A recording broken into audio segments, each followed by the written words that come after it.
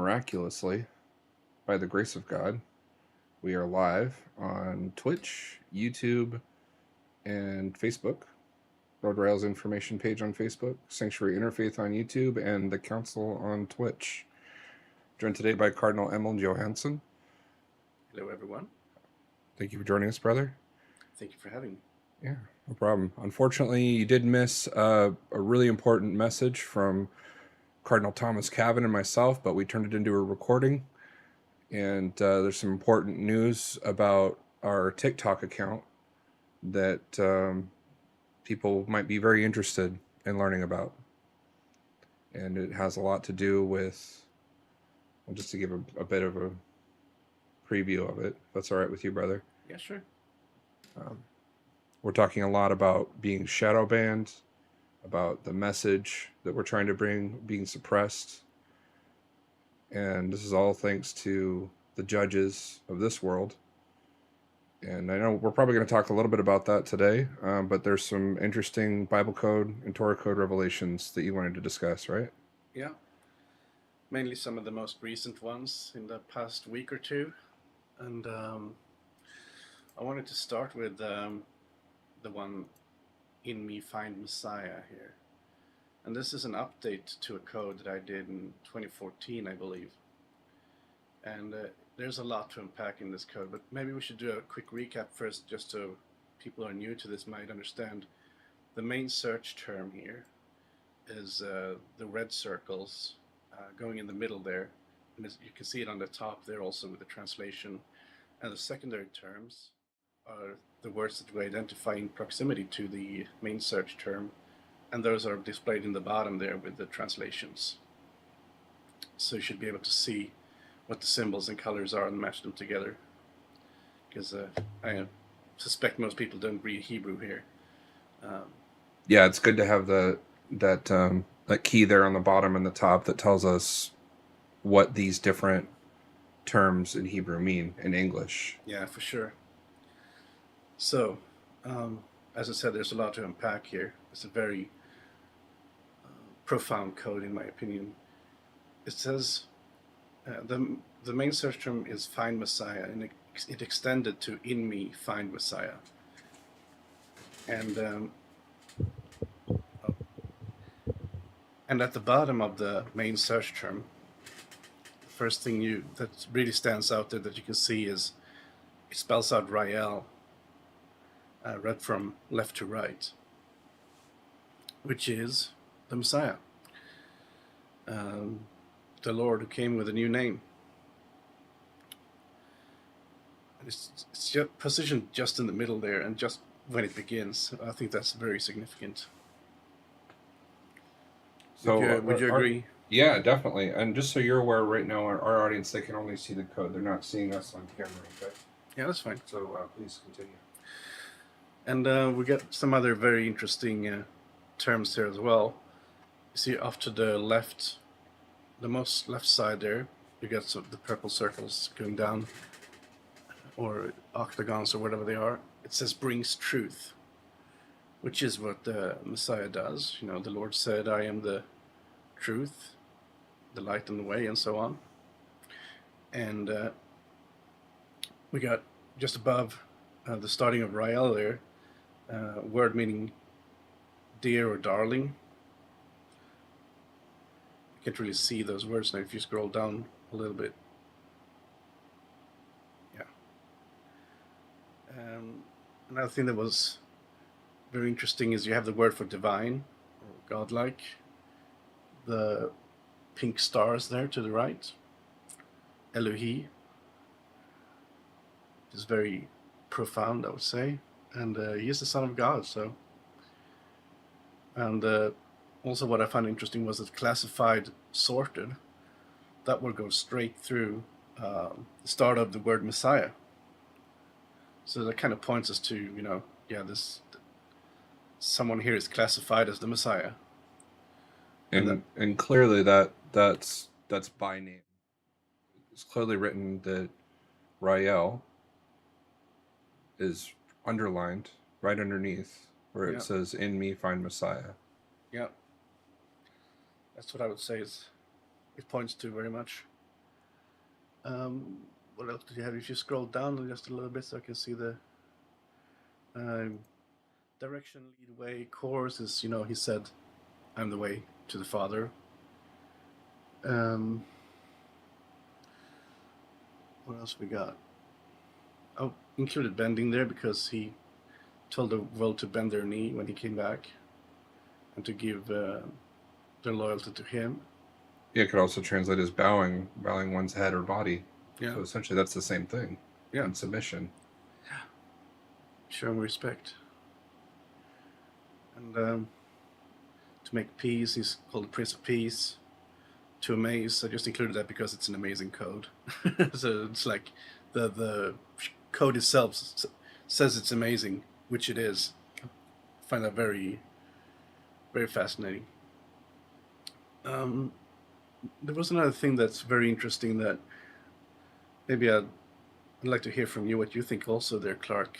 Um, there's a long search term to the right there that says they are kings by noble, and just to the left of that you got Islam, and I found that to be very interesting. Yeah, it would seem interesting. Clearly, of course, if we define Islam by the Arabic terminology, Islam means submission to God, Mm-hmm. submission to Allah, and complete submission to Allah. Of course, the people who are kings or by nobility must be in submission to God. So Mm-hmm. it would be in line with Islam, and I think that those two paralleled with one another, being in line with each other, that it's very much what it's indicating. I was thinking also that there's a prophecy about. I think it's the prophecy where Euphrates is dried up to prepare the way for the kings of the east, which is understood by a lot of people to be the Muslim countries. And yeah, the word for noble there is Shoah. It's not the Shoah that means Holocaust, but when I looked in the dictionary, it said that it could be a name for a nomadic tribe around the region of Syria. Very So interesting. yeah, And Syria just being just north of Israel, next to the Golan Heights. yeah, and they've had a lot of conflicts between each other before. And the final conflict is supposed to occur in that region. Hmm. Yeah, that's where Damascus is. It's one of the end signs of one of the signs of the end times is that Damascus is going to be a heap of ruins. And it already is. Yeah. There's not much left of Damascus to destroy. So it's not as though Yeah. they're going to rebuild to fulfill prophecy and destroy it again. Yeah, not really. No, this is the time of the end for sure. So I think now would be a good time for us to move on to the next code. Yeah. This is a code that Richard discovered a couple of weeks ago, and I wanted to include it in this segment because of how profound it is in its revelation, the secondary terms, and the sheer length of the main search term, which is very unusually long. Um, so the main search term reads from bottom to top here: Torah 8, the Lord Yahweh, Ra, and Richard. So, Yahweh's name of the Lord, Ra, is often referred to Rael in the codes and stuff, and it was also the name of the Egyptian god, which has many similarities with Christ in mythology, and there's Richard, his own name there, and the secondary terms we got lions, truthfully, lovingly, love. So there's two words related to love here. And you got codes, to crown, and farther from cloud, Arlier. All very significant secondary terms, I would say. And R Lear, that's the R being an abbreviation for Raymond. And Yeah, Lear, so Raymond Lear is that's the name of the Messiah. yeah. and his name comes up a lot in the codes. And we actually have another code where Arlir occurs in. We're going to show it in a short while here. Would you like me to bring that up next? Yeah, it's not going to be that code, but it's a prelude to the code. You could show that next code. That one, yeah. So this is a code we found for July of this year, and it's a transliteration of the month of July, actually, and then it's the Hebrew year. But if you drop the hey there, which I think you can do in Hebrew, it's like they commonly do that. They drop the 5 because it's sort of understood that, yeah, it's the 5th millennia we're talking about. Sort of like we would say in the 90s or summer of 69, we understand that it's, the 1900s. Similarly to that, they can drop the 5 there, I think. And if you do, it becomes July 5th, actually. So it could be pointing to that exact date, actually. So let's find out a little bit more about what's going to occur on July 5th, according to the code. So you got some interesting words here. You got Wilhelm, you got Aradai, Harris, Vixen, and those are some very interesting. We'll come back to that. Turnover, change, replaces, substituting, deprive, negate, belligerent, militant, combative, to take revenge, earthliness, worldliness, booms, mankind. And that was it, right? So what's interesting here is the word, well, several of the words, but Harris, for example, because we got Kamala Harris is the vice president of the United States. And then a lot of people expect her to pretty much take over from Biden because he's in very poor health, and people are wondering how he's even going to be able to compete with Trump and have another term, because he's showing so many signs of mental deterioration, which is something we've talked about before in other shows, I think. So since we got words here like substituting, replaces, and change, and Harris, and also vixen, which is a word for it's like a cunning woman, is it, or something, or an ill-tempered woman? Exactly. Yeah. Yeah. So maybe this points to something happening in July that causes her to replace Biden. It's a theory, but it certainly seems to point to that. Well, it seems like a sound theory. Yeah. Because people are seeing what's happening with Joe Biden, and even though the Democratic Party seems to overall be trying to cover that up, it's plain as day obvious to just about anybody watching him and listening to him. He makes no sense when he's talking. There's no cheap fake there.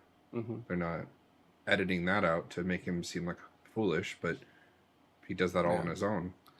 It's like everyone knows it, but some people are pretending like it doesn't exist, like the Emperor's New Clothes kind of thing, Yeah, but yeah, we all know that he's pretty much on like stage 5 out of 7, at least, on the level of senility. Mm-hmm.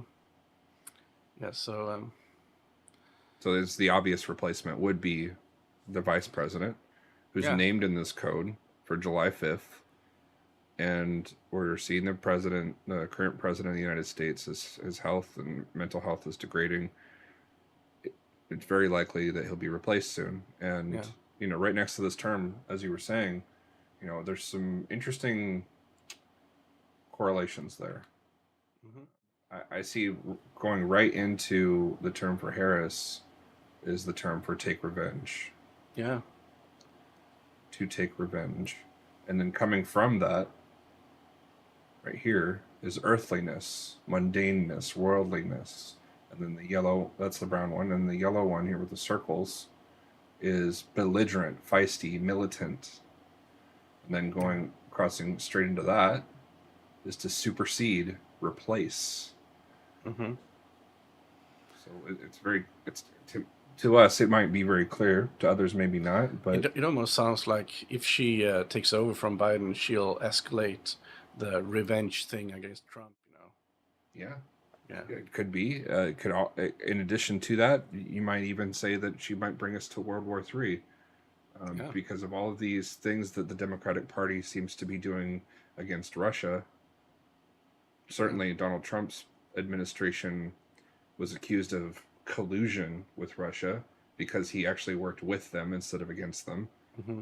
He considered Vladimir Putin his friend because he had a good diplomatic relationship with him, Yeah. and a good They had business respect for relationship. each other. Yeah, And what happened as soon as Biden took office? They invaded Ukraine. So it says a lot.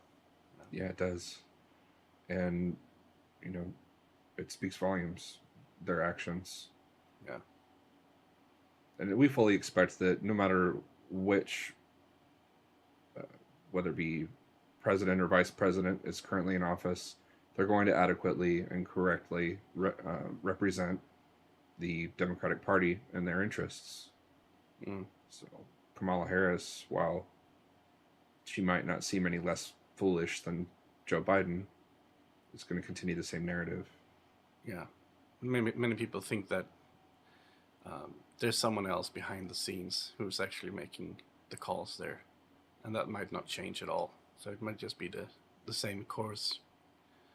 Well, anybody who's going against the status quo from whomever is operating things behind the scenes, whether it be George Soros or somebody else, Mm-hmm. or maybe even an oligarchy of sorts, Yeah. including him.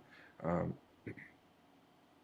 the only people that are clearly opposed to that script, you might say, are the ones that they propose are their enemies. Mm-hmm. And you'll see it blasted across popular medias that they're trying to defame certain people, certain types of people, and that includes Donald Trump. Yeah.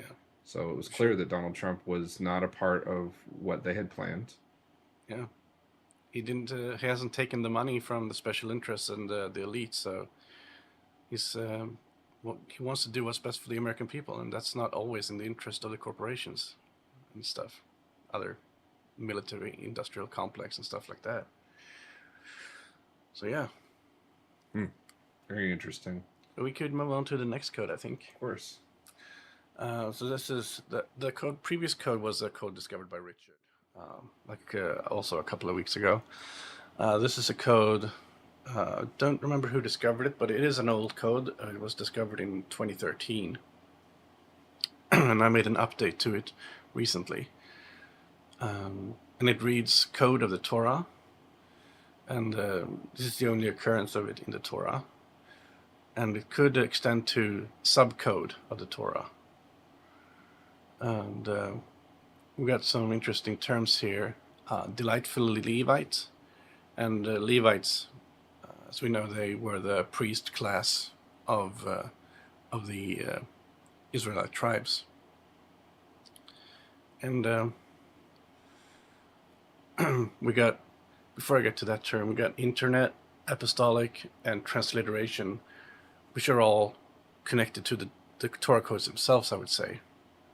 Because we who most of all push the Torah codes, and I would say are the best at doing them and interpreting them, we are the apostles of the returned Christ. And we spread this information through the internet. And what you often do with names and stuff is you transliterate them to match the Hebrew. So I think those are very interesting terms related to like the Torah codes themselves. You have any thoughts on that, Clark? Or I mean, your interpretation seems sound to me. It seems very clear that it's talking about the new priesthood. The means by which we send the message is through the internet. Yeah. The Holy and Apostolic Order of the Temple, and referring specifically to Christ's apostles, is the Ecumenical Order of Christ. Our Lear is named here, but it says July 5th, and I think that's really interesting.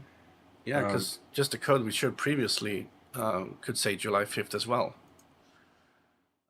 So we got two codes discovered or updated pretty recently that points to the same date. So something clearly is meant to happen on July 5th. Yeah, and it's the day before the Independence Day of the United States too, right? Day after. Yeah, the day after, yeah. Mm-hmm. So, but on July 5th in Israel, it will be the night of July 4th in America. yeah. So if this were fulfilled in Israel, yeah, and in America at the same time, it would be July 4th in America. yeah, you're very right. So you should watch out for something on July 4th and 5th and see if there's something related to this or the previous code that might happen. Very interesting. Yeah.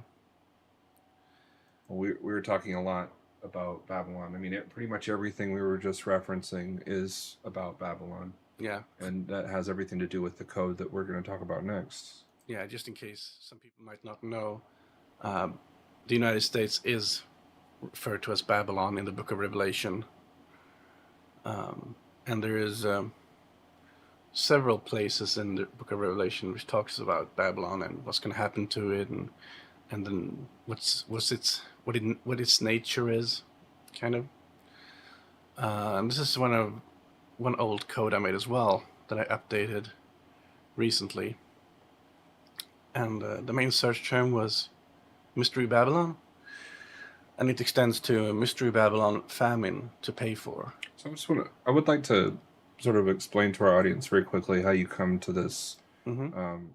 Essentially, when you're searching for something, you put it very simply in the code, whether it be anywhere from like 7 letters to 10 letters or whatever, whether it's 1 word or 2 words or more. You're more likely to get results from the smaller the spelling or the less words you use. So when you put something as simple as Mystery Babylon, that looks like what is it? 6 letters?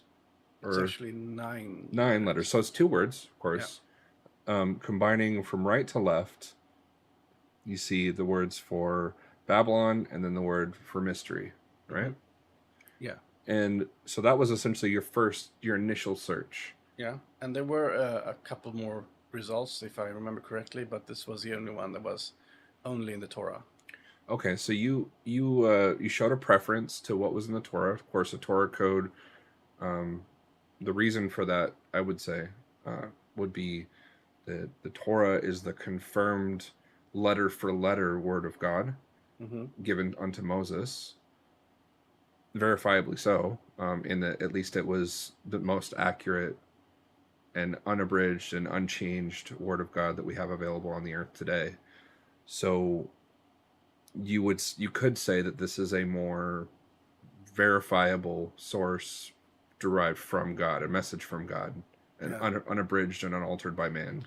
Yeah, and as a general rule, if we have several options, always, in my opinion or experience, the ones that are the most profound are also the ones that are statistically most unlikely. You know, the mathematically least likely to appear. And I often, if there's some hits in the Tanakh and just one hit in the Torah, like in this case, most often in my experience, the Torah code is the most accurate or most significant one. And that's not to diminish from the significance that might be discovered in the Bible code. It's just from our experience, Torah code, it seems better, for lack of a better term. But it could very well be that the other codes are significant and have important messages as well. And also extensions, which is what I wanted to get to next, because you found additional terms that extended beyond your main search term. This was not your intention. You did want to find whatever it says afterwards, but you didn't know what it was going to say. No, I had to look up letter for letter what they could mean, and just put them together. So in this case, there's a 3-letter word meaning famine after Babylon there, and there's another 3-letter word following that means to finance or to pay for. Interesting. Yeah. So it is a it is a pretty long main search term in the context of it all. And if you look at some of the secondary terms here, you got absolutely, definitely, menaced, threatened, appointment, assignment, cascade, waterfall, commanding, imposing, magnificent, a lot of things meaning that word. Fractious, mutineer, leadership, mastership, presidency, let death seize, delusion, fallacy, illusion, liberal, which you have both the word for a liberal person and the liberal ideology. And there's R Lear there as well. There's actually 3 codes today that we're showing that has R Lear in it. But yeah. And I had a theory. Well, let's first read what this is all about, because we haven't really mentioned what Mystery Babylon is. But Oh, right, of course. it is mentioned in Revelation 17.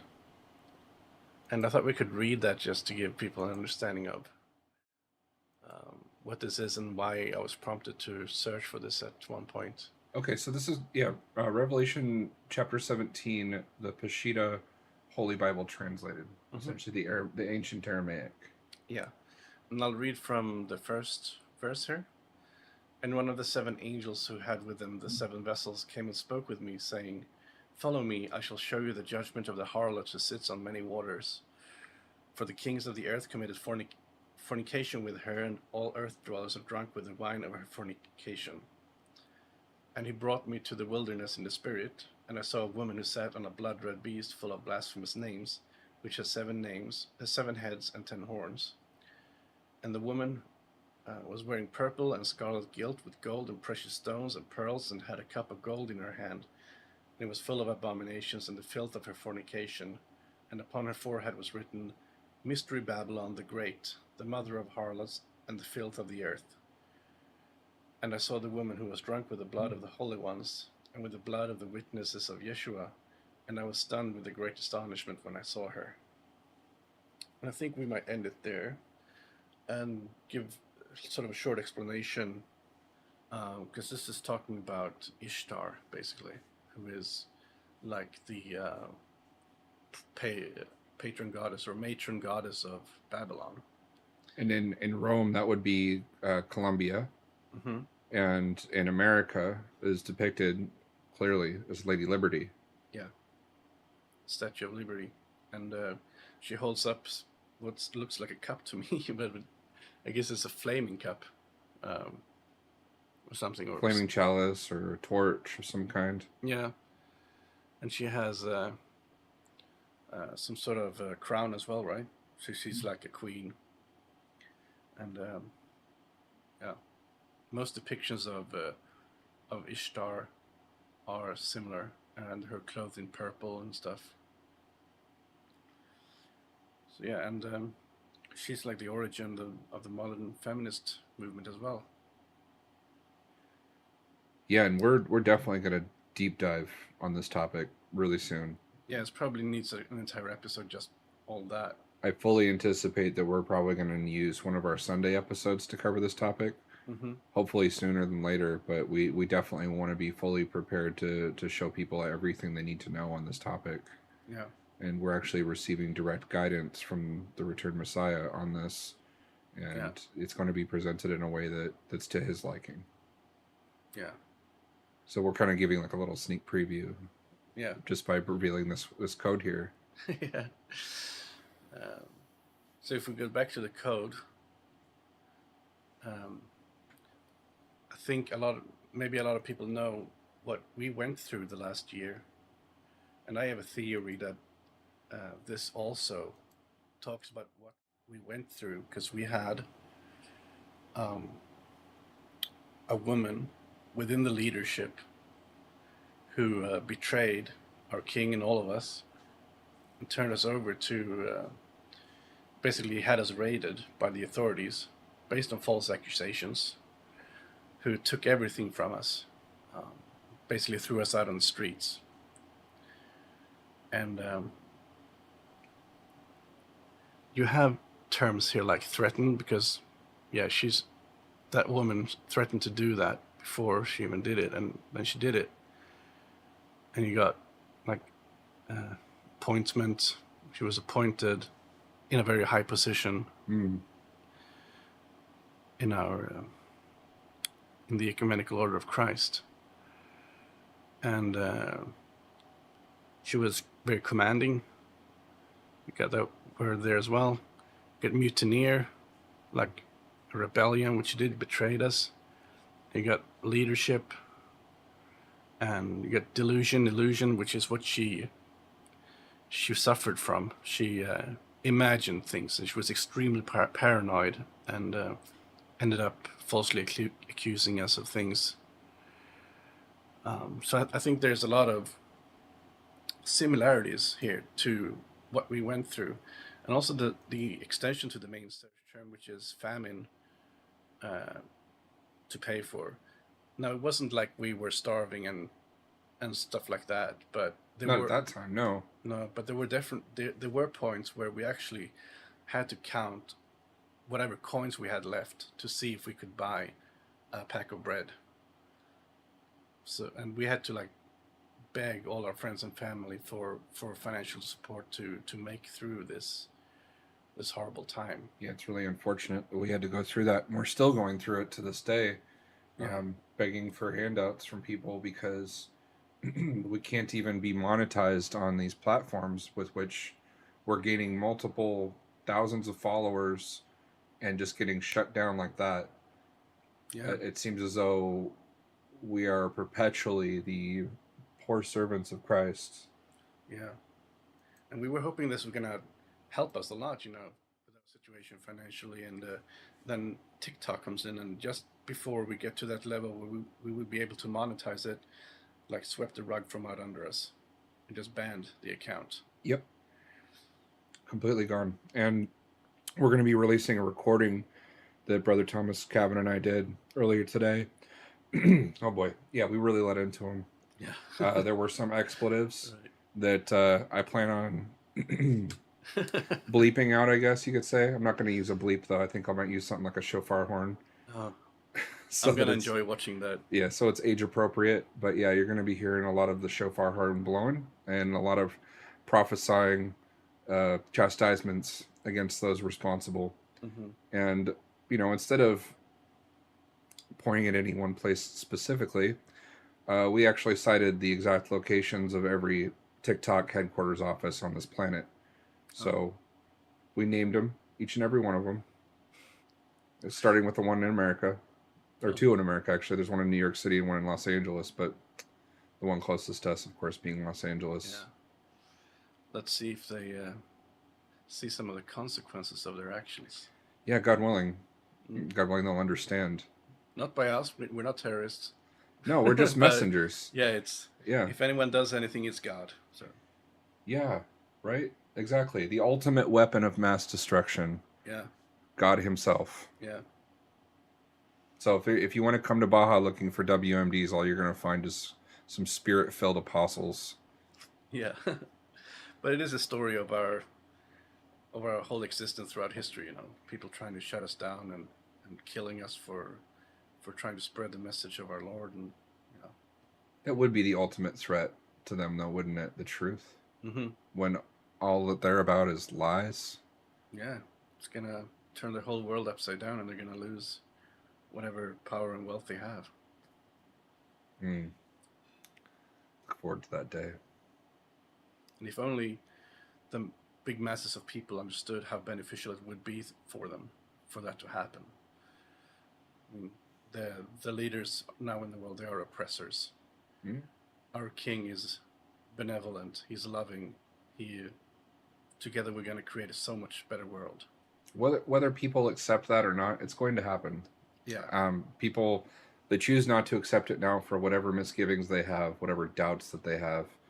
Unfortunately for them, the further they are from this truth, from this mission, and from this message, and being able to accept it and spread it and to help those who are spreading it, the further they'll be from the kingdom when it comes. Yeah. It's really that simple. Yeah. And so your hesitance to give not just 10% of what God has required of you, but to just give $1, if you can't even give us a cup of water. Yeah. Anything would help. It's interesting you mentioned water, because there's something that Yeshua said in the Gospels, right, about whoever gives the littlest one a cup of water would be called great or something, right? Yeah, whoever gives one of mine, but a cup of water would be added to these blessings. Something of that effect, Yeah, something of that effect. And literally a cup of water these days costs about $1. Yeah, just give a little something, everything helps. There's also the verse about the old lady who just gave like a small coin, but she was so poor it was everything she had. And Yeshua said because she gave everything she had, she gave much more than everyone else who gave just a little bit from their excess. Everybody. Yeah. Everybody. And this is when Yeshua was speaking, or when his apostles were speaking, everybody that gathered around was expected to give a little bit. And even the woman that gave such a small amount, like even what was considered like less than a shekel, or like 10 cents or something like that, such a small amount, like a little copper piece, people were trying to mock and shame her during that time. And Yeshua corrected them and said that she gave much more of herself than many of the others did, because she had nothing. Yeah. She basically gave everything she had left, even though it was just that little copper. She had nothing. Yeah, exactly. So to her it was everything, but the message was so much more important. And for those of you who are watching, there is a link in the description down below, and you're not limited to how much you give, low or high. It's up to you. But not giving it all, you're basically saying to us that you want us to be poor, because we are. We live in poverty here. Many of us are sharing bedrooms. Many of us are sharing a living room. Yeah. And we worried at the end of each month if we're going to be able to pay the rent or not. Yeah, we don't know if we can afford our utilities. We don't know if we can afford food. We were recently fined by the Mexican government for bringing food card. We use our food cards to get food in California, in America. We try to bring it over the border, and they fined us like 40% of its value just for bringing food over. Imagine for we're a church. Just trying to feed ourselves and our church, and they come and like punish us for trying to satisfy our most basic needs. Yeah, we use those food cards because we don't have money for food, and so they fine us money on top of food card purchases. Yeah, we clearly couldn't afford. So we went from having nothing to less than nothing immediately, and here we are trying to catch up. And we've got people watching us just eating their popcorn, drinking their sodas and their beers and whatever. And what are you doing? Are you working a 9-to-5 job? And you want to tell us to get jobs? This is our job. This is what we do. We tell you the truth, and you absorb it. But how well you absorb it is based on your actions. So donate, give, like, share, subscribe, comment, participate. And I know that you will be blessed for it as well. You will be rewarded for of course. Giving. But it just giving on itself should be its own reward. It should be sufficient for people to know that they're helping. Yeah. I don't give to our group because I want something back. I give because we need it. Yeah. Just the same as anybody else here. And unfortunately, it's really just the people who are here who give. Yeah. There might be a few others. There are some others, yeah. They shouldn't go uncredited, but yeah. We much appreciate everyone who gives and helps us out. But there could be so many more. There are not that many as you might think. Yeah, a handful, really. Yeah. Could fit on within 5 fingers. Pretty much, yeah. So yeah. And they give more than 10%. of what they make. Yeah. Because they know about the deficit that we're in. Yeah. And they We know have the priority some of people it. who support us who are very helpful. We're very generous and beautiful people. Yeah. And please want to be counted among them. You're too kind. Okay, For most of you, it's too late. yeah. Even if you gave everything you had, it wouldn't be enough. And it probably will cost you your lives. That's just the reality. The end is here. And before it costs you your life, it'll probably cost you everyone and everything that you hold dear in your life. It will all be taken from you. And you will curse God for it because you're hearing these words and you know who it's coming from when it's taken from you. Mark these words in your mind and in your heart. But God willing, if you have a mind and a heart for God, that you won't curse God when those chastisements come upon you, and that you will repent and turn your heart and your veneration towards the Son of Man, the only way to the Father, the returned Christ, Lord Rael. Amen. Well, with that, let's end it here, shall we? Yeah. Thank you everyone for watching.